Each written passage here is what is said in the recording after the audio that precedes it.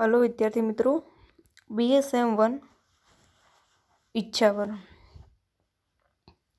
તેમાં આપણે એકમ 2 1 અને 2 એમ 2 એકમો ચલાવી લીધા છે। હવે એકમ નંબર 3 બીજા નંબરનો પ્રશ્ન છે। પ્રથમ પ્રશ્ન હતો કે ઈચ્છાવર નવલકથા, તો એના વિશે કંઈ સમજાવવાની જરૂર નથી એટલે મેં એ પ્રશ્ન લીધો નથી, એ તમે વાંચી લેજો। પ્રશ્ન પહેલો, એકમ 3નો પ્રશ્ન પહેલો છે, એ ફક્ત ઈચ્છાવરનું મૂલ્યાંકન છે, તો એ પ્રશ્ન મેં ફક્ત વાંચવાનું જ હતું એ માટે।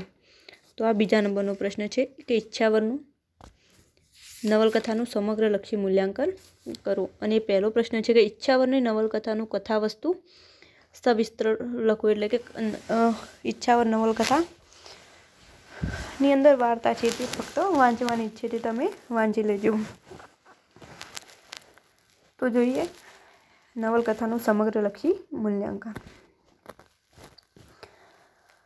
તો તેમાં ફર્સ્ટ નંબરનો મુદ્દો છે પ્રસ્તાવના। અમૃતા ઉપરવાસ કથાત્રયથી નવલકથાકાર તરીકે ખ્યાતનામ થયેલા રઘુવીર ચૌધરીએ ઈચ્છાવર નવલકથા આખી ગ્રામ પરિવેશને ઉજાગર અને એના પ્રશ્નોની વાચા આપવાનું કામ કર્યું છે। એટલે કે રઘુવીર ચૌધરી પોતે તેમને શહેરનું જીવન ગમતું નથી, પોતે ગામડાના છે, તેથી તે ઈચ્છાવર નવલકથા તેમની 23મા નંબરની નવલકથા છે અને આ નવલકથા પોતે આખી નવલકથા ગ્રામ પરિવેશ ઉપર આધારિત છે। એ ગામમાં કયા કયા પ્રશ્નો છે, કયા પ્રશ્નોનો ઉલ્લેખ કઈ રીતે મળે છે, એ બધું આ ઈચ્છાવર નવલકથામાં આપણને જોવા મળે છે। રઘુવીર ચૌધરી મૂળ ગામડાના માણસ અને ગામડાના પ્રાણ પ્રશ્નોની વાંચા આપવાનું કામ એમને હંમેશા કરેલું, કારણ કે તેમનું વતન બાપુપુરા એક ગામ છે, એટલે કે તે ગામડાના વતની છે, તેથી તે પોતાની નવલકથામાં પણ ગ્રામલેખનો ઉલ્લેખ કરે છે, ગ્રામ પરિવેશનો। ગામડાના આધ્યાત્મિક જીવન, અસ્પૃશ્યતાના પ્રશ્નો જેવા વિષયની આલેખતી આ નવલકથા છે। અને નવલકથાની લાક્ષણિકતા હવે જોવાની છે। તો કે નવલકથાનું કથાવસ્તુ ખૂબ જ મોટું છે, આઈ થિંક 1-2 પેજનું છે। તો કથાવસ્તુ જે એકમ 3નો જે પહેલો પ્રશ્ન છે, જે મેં ચલાવ્યો નથી, તમારે વાંચવાનો છે, એટલે કે એક વાર્તા ટાઈપ છે, તેમાં કંઈ સમજાવવાની જરૂર નથી, એક વાર્તા છે ઈચ્છાવર નવલકથા। તો કે કથાવસ્તુમાં પરીક્ષામાં પૂછાય તો એમાંથી થોડું ટૂંકું કરીને લખી દેવાનું, એટલું બધું લોંગ લખવાની જરૂર નથી, એટલું લોંગ લખવા જશો તો તમારી પાસે ટાઈમ નહીં રહે। જો પરીક્ષા ઓફલાઈન લેવામાં આવે તો, પરીક્ષા જો ઓનલાઈન લેવામાં આવશે તો ફક્ત MCQS પ્રશ્નો પૂછાવાની સંભાવના છે, મોસ્ટ ઓફ MCQS પ્રશ્નો જ પૂછાશે, એટલે કે તમારી અંદરથી પ્રશ્નો શોધવાના રહેશે। હવે બીજા નંબરનો મુદ્દો છે વસ્તુ સંકલન। તો આ કૃતિના વસ્તુ સંકલન વિશે મોહન પરમાર લખે છે કે પાત્રોના શ્રાવ્ય અને આંતરિક વલણોને સ્ફુટ કરવા માટે વપરાયેલી કથન રીતિ અને વસ્તુ સંકલનનું સંતુલન કૃતિને અનોખો કલાગાટ અર્પે છે। આ મોહનલાલ પરમાર વસ્તુ સંકલન વિશે લખે છે। તાટસ્થપૂર્ણ દ્રષ્ટિકોણથી પાત્રોના વાણી વર્તન દ્વારા નક્કર પરિસ્થિતિઓનું નિર્માણ આ કૃતિ વિશિષ્ટ અંગ બનીને આવે છે, જેને લીધે પરિસ્થિતિઓના ગર્ભમાં પ્રવર્તમાન સૂક્ષ્મ વિગતોનું કલાત્મક આલેખન સાહજિકપણે થયું છે। અને રઘુવીર ચૌધરીની આ નવલકથાઓમાંની ઉત્તમ નવલકથા ઈચ્છાવર છે, જે 18 પ્રકરણોમાં વિભાજિત થઈ છે। તો MCQS પ્રશ્નોમાં પૂછાઈ શકે તેવો પ્રશ્ન છે કે ઈચ્છાવર નવલકથા કેટલા પ્રકરણમાં વિભાજિત છે, તો કે 18 પ્રકરણમાં। અને ઈચ્છાવર નવલકથાના પાત્રો પણ પૂછી શકશે, તેમના ઈચ્છાવર નવલકથાના કેટલા પ્રકરણમાં છે, તેમનો સંવાદ વિશે આ બધી રીતે પૂછી શકશે। તેમના કવિ કોણ છે, તો કે રઘુવીર ચૌધરી। લેખકે પાત્રો, સંવાદ, વાતાવરણનું ઉત્તમ સંકલન આ નવલકથામાં કરેલું જોવા મળે છે. અને વાસ્તવનું કલાત્મક નિરૂપણ આ નવલકથાની વિશેષતા છે. એટલે કે નવલકથા જે ઈચ્છાવર નવલકથા છે તેમાં લેખકે રઘુવીર ચૌધરીએ તેમાં પાત્રો અને સંવાદ અને વાતાવરણ બંને એકબીજા ઉપર આધારિત રીતે નવલકથા લખી છે. એટલે કે વાતાવરણ, પાત્રો અને સંવાદ એકબીજામાં ભળી જાય એ રીતે છે. એટલે નવલકથા આખી એક જોડ રૂપે જોવા મળે આપણને. પરંતુ વાતાવરણ અલગ હોય તો આખી નવલકથામાં ભેદ પડી જાય. તે માટે રઘુવીર ચૌધરીએ પાત્રો, સંવાદ અને વાતાવરણને એકરૂપ આપ્યું છે. તેનું ઉત્તમ સંકલન કર્યું છે. તો આ હતી વસ્તુ સંકલન. હવે જોવાનું છે કે પાત્રાલેખન.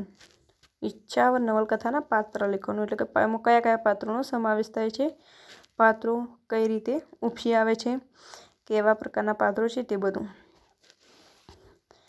તો કોઈ પણ કથા કૃતિને એના પાત્રો કેવા છે એના આધારે કૃતિ નબળી છે કે સબળી એ નક્કી થતું હોય છે. કે પાત્રોને આધારે કૃતિની આલોચના થતી હોય છે કે કૃતિ કેવી છે, તે પાત્રોને આધારે કૃતિનું મૂલ્યાંકન થતું હોય છે કે કૃતિ સબળી છે કે નબળી છે. પાત્રો જેટલા સબળ કૃતિ એટલી જ ઉત્તમ બનતી હોય છે. જેટલી સબળ કૃતિ એટલી જ નવલકથા ઉત્તમ બને છે. નવલકથામાં ચતુર ગોસાઈ, પૂનમ અને મંગળ 3 પાત્રો મહત્વના છે. ચતુર ગોસાઈ, પૂનમ અને મંગળ આ 3 પાત્રો મધ્યવર્તી સ્થાન ધરાવે છે નવલકથામાં. આ 3 પાત્રો નવલકથાની શરૂઆતથી નવલકથાના અંત સુધી સાથે રહે છે. આ સિવાય કમુ, નાનુભાઈ, તિકમ, બાબુ, રામભાઈ, રઈમા, ફૂલીકાકી, વિપુલ, સુરેશ, જગુ, દીપા, દલચંગભાઈ, પશાભાઈ, મનુ, કેશવ, વિક્રમ, પાલી, કુંવર વગેરે ગૌણ પાત્રો છે. તો ચતુર ગોસાઈ, પૂનમ અને મંગળ એ મુખ્ય પાત્રો છે. જ્યારે આ બધા જે પાત્રો છે નાનુભાઈ, તિકમ, કમુ, વિપુલ, સુરેશ, જગુ આ બધા જે ગૌણ પાત્રો છે. અને આ પાત્રો માનપુર અને વડસર ગામના છે. ગામનું નામ પણ ઉલ્લેખવામાં આવ્યું છે કે આ પાત્રો માનપુર અને વડસર ગામના છે. ચતુર ગોસાઈ મંદિરના મહારાજ તરીકે બંને ગામમાં ઓળખાય છે. માનપુર અને વડસર આ બંને ગામો ચતુર ગોસાઈ મંદિરના મહારાજ તરીકે ઓળખાય છે. તો MCQમાં પ્રશ્ન પૂછાઈ શકે છે કે ચતુર ગોસાઈ કયા 2 ગામ તરીકે મંદિરના મહારાજ તરીકે ઓળખાય છે? તો કે માનપુર અને વડસર. નવલકથાના અંતે તેના પાપે ગામ છોડવું પડે છે. તેમના ઘણા બધા પાપો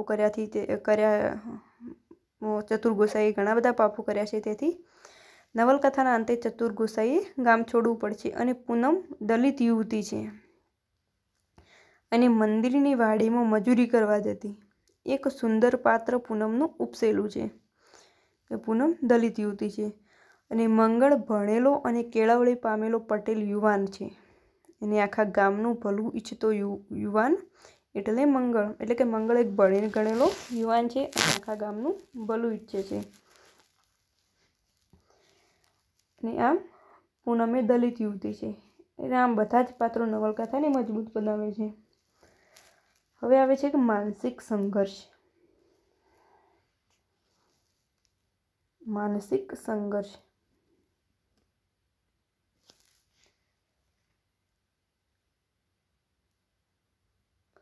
નવલકથાના 2 પાત્રો કમુ અને પૂનમ સતત મનનો અને પોતાની ઈચ્છાનો વર પ્રાપ્ત થાય એવો મનોસંઘર્ષ નવલકથા કરતા જોવા મળે છે. નવલકથામાં કરતા એટલે કે મનનો સંઘર્ષ કરે છે. મનોસંઘર્ષ કે પોતાની ઈચ્છાનો વર પ્રાપ્ત થાય એવું કમુ અને પૂનમ. પૂનમની શરૂઆતથી લઈ નવલકથાના અંત સુધી સતત એના મનમાં પ્રશ્નો ફર્યા કરે છે. અને કમુ પણ રિસાઈને પિયર જવું, મંગળ સાથેથી છૂટા થવું અને પછી પાછા જોડાવું આ બધી જ સ્થિતિમાં નવલકથામાં એક સંઘર્ષ આપણે જોવા મળે. આ પ્રશ્ન તમે પહેલો પ્રશ્ન નવલકથાની કથાવસ્તુ વાંચશો એટલે તેના ઉપર આધારિત આ પ્રશ્નની સમજણ પડશે કે કયું પાત્ર કેવો બંધબેસતું આવે છે કે કમુ કોણ છે, નાનુભાઈ, ત્રિકમ, પૂનમ, વિક્રમ, વિપુલ, મંગળ, આ બધા કોણ છે કથા વસ્તુના આધારિત તમને ખબર પડશે. તો તેમાં કમુ રિસાઈને જાય છે, મંગળથી છૂટાછેડા કરે છે, પાછી ભેગી થાય છે અને આ બધી સ્થિતિમાં નવલકથામાં કમુ અને પૂનમનો સતત સંઘર્ષ જોવા મળે છે. હવે આવે છે નવલકથાનું વાતાવરણ. તો વાતાવરણથી નવલકથા એક ઉચિત સ્થાન પામે છે અને એક આગવું સ્થાન ધરાવે છે નવલકથાઓમાં. નવલકથાનું વાતાવરણ જ તેને સારી રીતે એક આગવી ઓળખાણ આપે છે. તો જોઈએ વાતાવરણ કે સમગ્ર નવલકથાના ગામડાના વાતાવરણની આલેખથી લખાયેલી છે કે આ નવલકથાનું વાતાવરણ ગામડાનું છે. ગામડાના વાતાવરણ ઉપર લખાયેલી નવલકથા છે. ગામડાના માણસો, મંદિર, ખેડૂત, ખેતમજૂરો, ગામના સરપંચ, ગ્રામના પ્રપંચ, આભડશેઠ, અસ્પૃશ્યતા વગેરે જેવા ગામડાના પ્રસંગો અને પ્રશ્નો લેખકે અહીં કલાત્મક રીતે મૂકી આપવામાં સફળ થયા છે. એટલે કે ગામડામાં જે પ્રશ્નો હોય, જે પ્રસંગો હોય, આ બધું આ નવલકથામાં જોવા મળે છે કે તેમાં આભડશેઠ, અસ્પૃશ્યતા, ગામના સરપંચ, ગ્રામના પ્રપંચ, ખેતમજૂરો, આ બધા પ્રશ્નો પણ નવલકથામાં જોવા મળે છે. અને આ નવલકથા વિશે ધીરેન્દ્ર મહેતા લખે છે કે આ કૃતિના અવયવમાં ગામ પ્રદેશનો રંગ છે, પરંતુ એની રંગોમાં જ આધ્યાત્મિકતાનો ધબકાર છે અને તે એટલો સીમિત નથી અને આ કૃતિની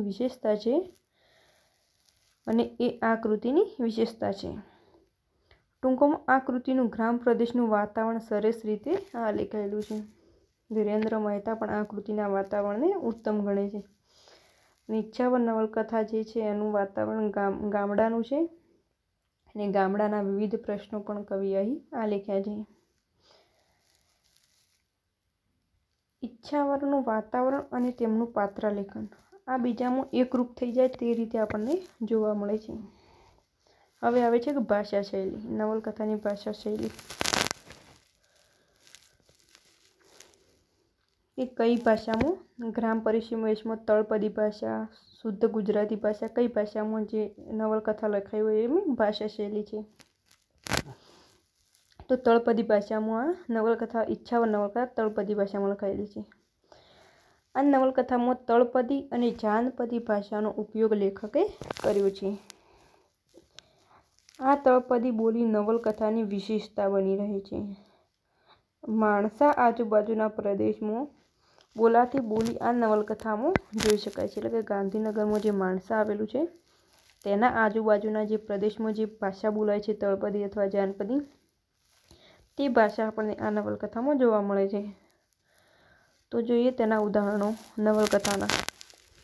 મંગળભાઈ જરા બહાર નીકળો તો હું 2 ઘૂંટા ભરી લઉં. આશીર્વાદ આલો બાપજી, આશીર્વાદ. મોટો થઈને માણસ થાય. બુન આ બાબુલાલને તો ઈમ છે કે મી કશું ભાળ્યું જ થી. અલ્યા વિકા જો કોણ આવ્યું, એટલે કે વિકા એટલે કે વિક્રમનું નામ છે, તેમને તળપદી ભાષામાં વિકા તરીકે બોલાવે છે. તે અલ્યા વિકા જો કોણ આવ્યું, મન એમ કે મામું આવ્યું, મામું આયા. આ અહીં મામોસ તો વગેરે. આ બધા તળપદી ભાષાના ઉદાહરણો છે.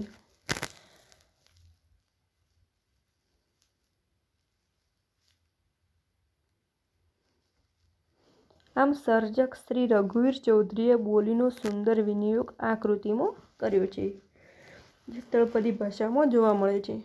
અને નવલકથામાં રૂઢિપ્રયોગો અને કહેવતો પણ આવે છે. જે તળપદી ભાષાની કહેવતો પણ આ નવલકથામાં રઘુવીર ચૌધરી આપે છે. આગળ જોઈએ તો ઉદાહરણ તરીકે કહેવતો અને રૂઢિપ્રયોગની ઉદાહરણ છે. તો નાક દબાવવું, નાક કપાવવું, લાકડાના લાડુ, ઝેરના પારખા ન કરવા, ઘાઘરી આગળ પાઘડી નમે વગેરે. આમ એક ઉત્તમ નવલકથામાં યોગ્ય અને ઉત્તમ ભાષા શૈલી જોવા મળે છે. એટલે કે તળપદી ભાષા, કહેવતો, રૂઢિપ્રયોગ આ બધું તેની ભાષા શૈલીમાં જોવા મળતું હોય છે. હવે આવે છે કે ઉપસંહાર. તો ખૂબ જ સુંદર આલેખનથી કલાત્મક બનેલી આ નવલકથામાં ક્યાંક મર્યાદાઓ પણ જોવા મળે છે, તો ક્યાંક આધ્યાત્મિક વલણ જરૂર ના હોય તો પણ આવે છે. આવી થોડીક મર્યાદાઓને બાદ કરતા નવલકથા સુંદર રીતે જોવા મળે છે. અને ઈચ્છાવર એક સમર્થ નવલકથા છે. આમ ઈચ્છાવરમાં તળપદી અને જાનપદી ભાષા છે, તેમાં રૂઢિપ્રયોગો અને કહેવતોનો સમાવેશ થાય છે. તે ગ્રામ પરિવેશની નવલકથા છે. તેમાં ઘણા બધા પાત્રોનો પણ સમાવેશ થાય છે. જ્યારે મુખ્ય પાત્રોમાં 3 પાત્રો છે અને ગૌણ પાત્રોમાં ઘણા બધા પાત્રોનો સમાવેશ થાય છે. જેમાં ચતુર, ગોસાઈ, પૂનમ અને મંગળ એ ગૌણ પાત્રો છે. તો ફરી જોઈ લો કે કયા કયા મુદ્દાનો સમાવેશ થાય છે. તો કે પ્રસ્તાવના, કથાવસ્તુ, જે પ્રશ્ન, એકમ 3નો જે પહેલો પ્રશ્ન છે, આ બીજો પ્રશ્ન છે, આના આગળનો પ્રશ્ન છે, તેનું કથાવસ્તુ છે તે લખવાનું હોય છે. તેમાં જોવાની છે કે વસ્તુ સંકલના, પછી પાત્રાલેખન. તો પાત્રાલેખનમાં કયા કયા પાત્રો આવે છે, કયા પાત્રોનું શું મહત્વતા, તેની મહત્વ શું ધરાવે છે તે લખવાનું હોય છે. તેમાં કયા મુખ્ય પાત્રો હોય છે, કયા ગૌણ પાત્રો હોય છે, તે બધું જોવાનું હોય છે. પછી આવે છે કે માનસિક સંઘર્ષ. તો કમુ અને પૂનમનો માનસિક સંઘર્ષ જે શું છે તે પણ માનસિક સંઘર્ષમાં જોવા મળે છે. પછી કે વાતાવરણ, નવલકથાનું વાતાવરણ, કયા વાતાવરણમાં નવલકથાની રચના થઈ છે. તો ઈચ્છાવર નવલકથા ગામડાના વાતાવરણને આલેખથી નવલકથા છે. તેમાં કયા કયા પ્રશ્નો છે, કયું જે અંદર મુદ્દા આવે છે ગામના, તો કે ગામના માણસો, મંદિરો, ખેડૂતો, ખેતમજૂરો, ગામના પ્રપંચ, સરપંચ, આભડશેઠ, અસ્પૃશ્યતા, આ બધા પ્રસંગોનું અહીં આલેખન થાય છે. તો આવે વાતાવરણમાં. હવે આવે છે કે ભાષા શૈલી. તો કે કઈ ભાષામાં નવલકથા લખાયેલી છે. તળપદી ભાષામાં, શુદ્ધ ગુજરાતીમાં. તો આ નવલકથા તળપદી ભાષામાં બોલાય છે. તેના થોડા ઉદાહરણો પણ આપેલા છે. અને આ નવલકથામાં રૂઢિપ્રયોગો અને કહેવતોનો પણ સમાવેશ થાય છે. એ છેલ્લે આવે ઉપસંહાર. તો આ એકમ 1, 2 અને 3 અહીં પૂરા થાય છે. હવે જોવાનું છે કે એકમ 4. તો એકમ 4 ટૂંક નોંધો પર આધારિત છે. તો થોડી ટૂંક નોંધો પણ આપેલી છે, તે જોવાની છે. તો જોઈએ એકમ 4ની પ્રથમ ટૂંક નોંધ. ઈચ્છાવર નવલકથામાં રજૂ થયેલ ગ્રામ પરિવેશ અથવા ઈચ્છાવર નવલકથામાં જોવા મળતા ગામડાના પ્રશ્નો. સમગ્ર નવલકથા ગ્રામ જીવનનો ચિતાર આપે છે. ટૂંક નોંધમાં કોઈ પ્રસ્તાવના અથવા કોઈ મુદ્દા આવતા નથી. ટૂંક નોંધમાં કોઈ મુદ્દા ના આવે, કદાપી ટૂંક નોંધમાં મુદ્દા ના આવે, પ્રસ્તાવના ના આવે, ના ઉપસંહાર આવે. તેમાં ફક્ત ટૂંક નોંધ જ લખવાની હોય. તો ઈચ્છાવર નવલકથામાં રજૂ થયેલ ગ્રામ પરિવેશ વિશે લખવાનું છે. તો જોઈએ, સમગ્ર નવલકથા ગ્રામ જીવનનો ચિતાર આપે છે. માનપુર અને વડસર ગામની આજુબાજુ સમય કથા જોવા મળે છે. માનપુર અને વડસર બંને ગામો છે. આમની આજુબાજુ સમયની કથા જોવા મળે છે. મુખ્યત્વે માનપુર ગામને કેન્દ્રમાં રાખી આ નવલકથા લખાયેલી છે. જે માનપુર અને વડસર 2 ગામો છે, તેમાં જે માનપુર ગામ છે તેને કેન્દ્રમાં રાખીને આ નવલકથાની રચના થઈ છે. ગામના લોકોના રહેલા આભડછેટના ખ્યાલ, છૂત અછૂત માન્યતાઓ આ નવલકથાના કેન્દ્ર સ્થાને છે. કે ઘણા બધા લોકો જે સમાજ ઉપર આધારિત પ્રશ્નો છે, તેમાં આભડછેટના પ્રશ્નો છે, અસ્પૃશ્યતાના, છૂત અછૂતના બધા પ્રશ્નો છે તે પણ આમાં જોવા મળે છે. અને આભડછેટ કે અસ્પૃશ્યતાનો પ્રશ્ન માત્ર માનપુર ગામમાં છે એવું નથી, પણ આ પ્રશ્ન આખા દેશમાં છે. જે અસ્પૃશ્યતાનો જે પ્રશ્ન છે તેને પણ કવિ અહીં રજૂ કર્યો છે કે આ પ્રશ્ન એક ગામમાં નથી પરંતુ આખા દેશમાં આ પ્રશ્ન જોવા મળે છે. માનપુરમાં અને આસપાસના ગામોમાં જોવા મળતા ઊંચ નીચના ભેદભાવ, પોતાની જાત પ્રમાણે પોતે લોકો ભેદભાવ કરતા હોય છે. સવર્ણો દ્વારા દલિતોને થતું શોષણ, અન્યાય વગેરે બાબતો લેખકે અહીં ઉજાગર કરી આપી છે. એ લોકો જે જાતિ પ્રમાણે ઊંચ નીચના ભેદભાવ કરે, નીચી જાતિ ઊંચી જાતિ તે પ્રમાણે ભેદભાવ કરતા હોય છે તેનો પણ અહીં ઉલ્લેખ કરેલો છે કે સવર્ણો જે દલિતોનું શોષણ કરે છે તે જોવા મળે છે. જો કે અત્યારે ખૂબ જ ઓછું, એટલે કે મોસ્ટ ઓફ રહ્યું જ નથી એવું ભેદભાવ, ખૂબ જ ઓછા પ્રમાણમાં જોવા મળે છે. જ્યારે નવલકથાની રચના થઈ તે સમયમાં વધારે જોવા મળતું. તેથી રઘુવીર ચૌધરીએ આ પ્રશ્નોને ઉજાગર કર્યા છે. રઘુવીર ચૌધરી ગામડાની માન્યતાઓ અને રિવાજોને અહીં મૂકી આપવાનો પ્રયત્ન કર્યો છે. ગામડાની માન્યતાઓ અને રિવાજોને મૂક્યા છે. નાનકડી દેરીમાંથી મોટું મંદિર બનાવનાર ચતુર ગોસાઈનું પાત્ર દંભી અને ચરિત્રહીન છે. નાનકડી દેરીમાંથી મોટું મંદિર, જે ગામમાં જે મંદિર છે તે જ્યારે નવલકથાની રચના થઈ તેની શરૂઆતમાં ફક્ત નાનકડી દેરી હતી, પરંતુ જે ચતુર ગોસાઈ તેમના જે મહારાજ છે મંદિરના તે નાનકડી દેરીમાંથી મોટું મંદિર બનાવે છે. અને આ ચતુર ગોસાઈનું પાત્ર દંભી અને ચારિત્રહીન છે. ચતુર ગોસાઈ પૂનમનો એકલતા અને નિર્બળતાનો ફાયદો ઉઠાવે છે અને પૂનમનો ભાઈ તિકમને મન ચતુર ગોસાઈ શુદ્ધ પાત્ર છે. એટલે કે જે ચતુર ગોસાઈ છે તે પૂનમનો ફાયદો ઉઠાવે છે, પરંતુ જે પૂનમનો ભાઈ તિકમ છે તેને આ વાતની જાણ નથી, તેથી તે ચતુર ગોસાઈને માન આપે છે અને શુદ્ધ પાત્ર ગણે છે. એને તો એ ગુરુ માને છે. આ બધામાં નવલકથા જેને આજુબાજુ ફરે છે એવું પાત્ર મંગળ છે. એક શિક્ષિત યુવાનના વિચાર અને વર્તન કેવું હોય અને હોવું જોઈએ એ રઘુવીર ચૌધરીએ નવલકથામાં બખૂબી નિભાવી જાણ્યું છે. કે મંગળ એક ભણેલો ગણેલો શિક્ષિત યુવાન છે અને તે બધા જ ગામનું ભલું ઈચ્છે છે. તેથી એક શિક્ષિત યુવાન કેવો હોવો જોઈએ તે પણ અહીં જોવા મળે છે. પૂનમ, બાબુ, તિકમ બધાની મદદ કરનાર એવું પાત્ર છે. દલિતવાસમાં જઈને ચા પીવી કે એમને ભેટ આપવા જવામાં એને કોઈ પણ પ્રકારની સંકોચ એ કરી શકે છે.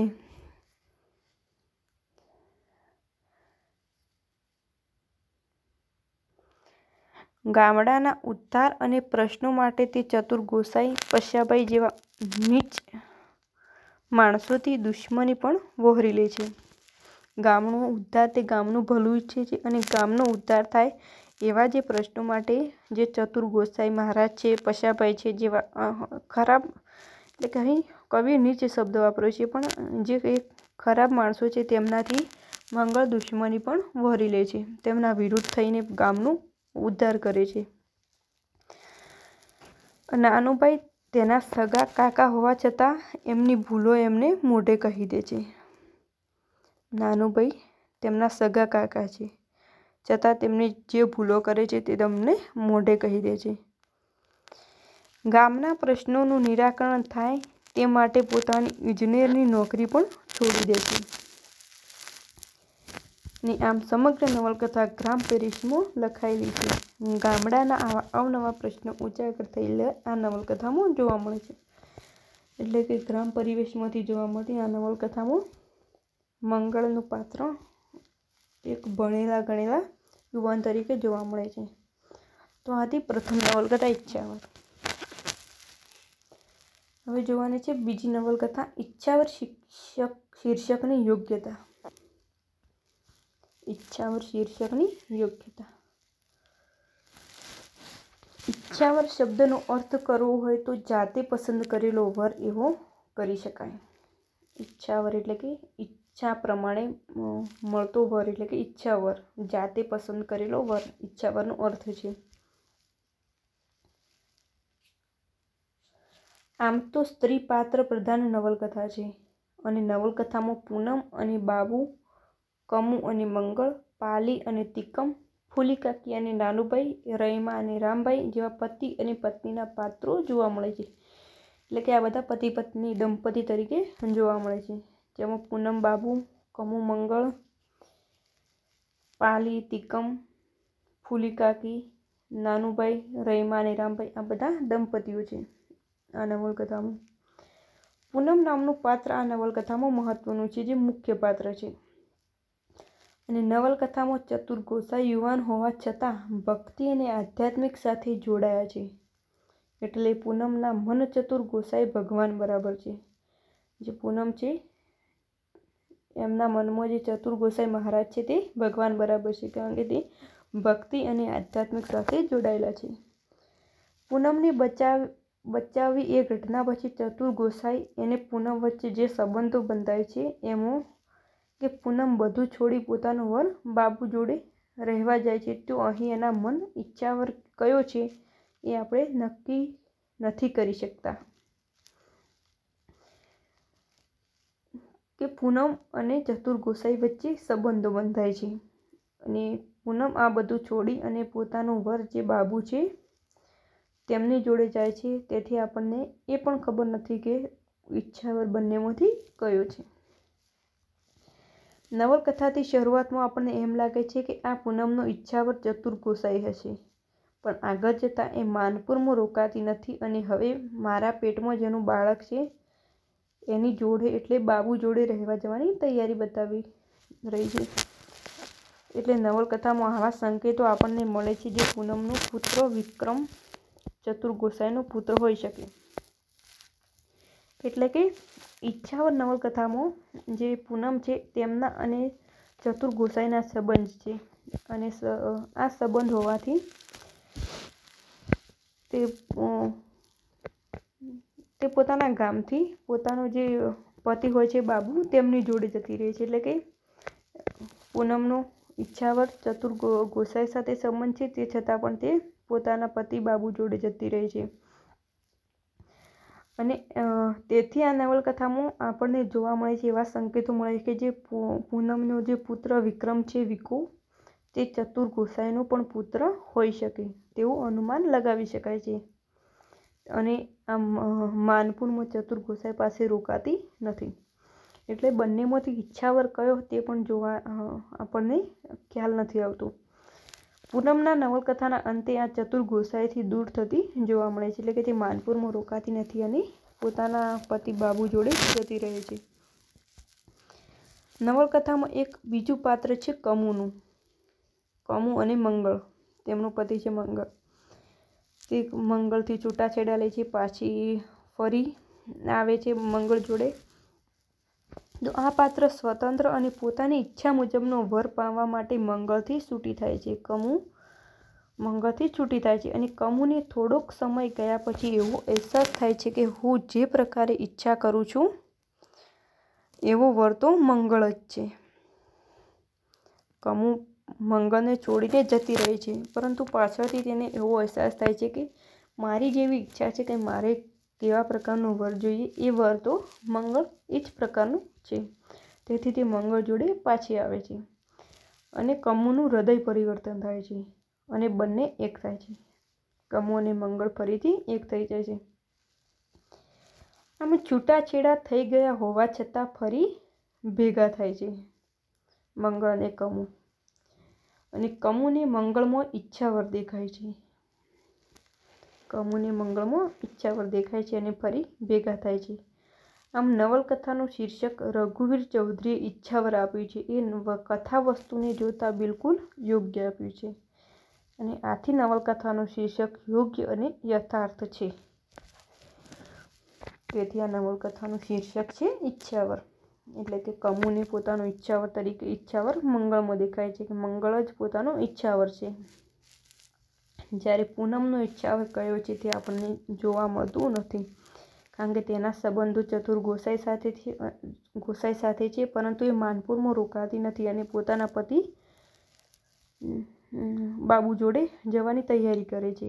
અને નવલકથાના અંતમાં તે ચતુર ગોસાઈથી દૂર થતી જાય છે, એટલે કે બંનેમાંથી કયો પોતાનો ઈચ્છાવર છે તે નક્કી કરવું મુશ્કેલ છે.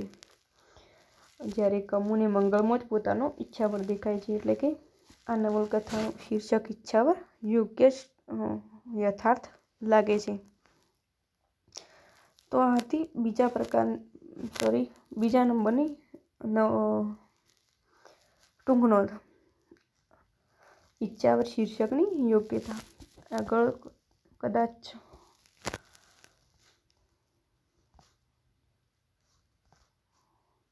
7 ટૂંક નોંધો છે જે આપણે આગળના લેક્ચરમાં જોઈશું. અત્યારે 1 અને 2 એમ 2 નવલકથાઓ જોઈ લીધી.